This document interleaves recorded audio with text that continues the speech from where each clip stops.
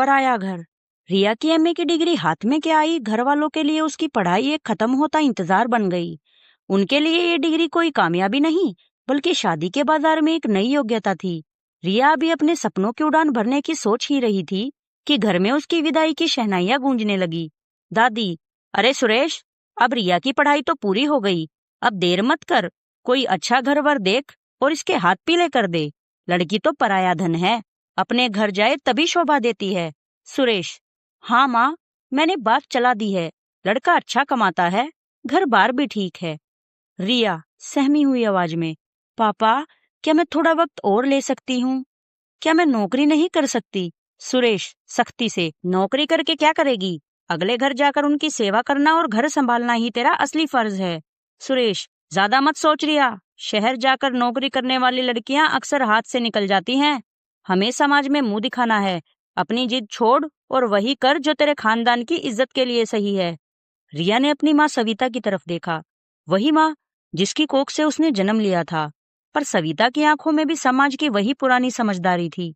सविता, सही तो कह रहे हैं बेटा, लड़की का असली घर उसका ससुराल ही होता है।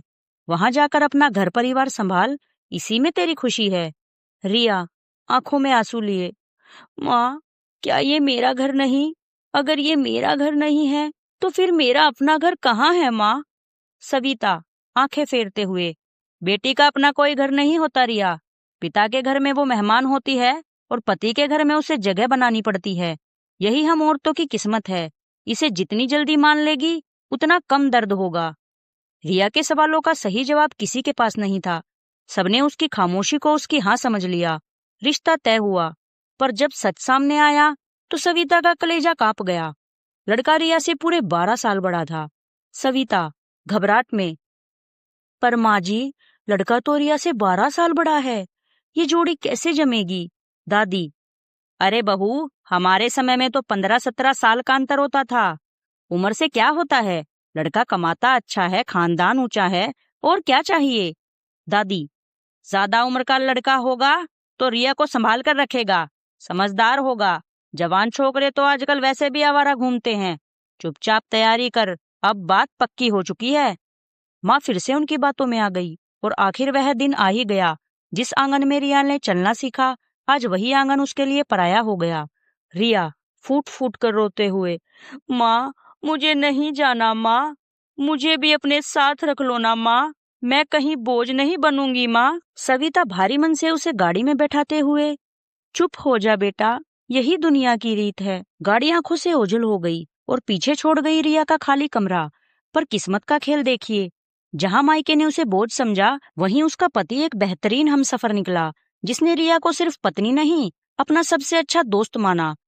उधर घर में अब पूरा ध्यान रेहान पर था।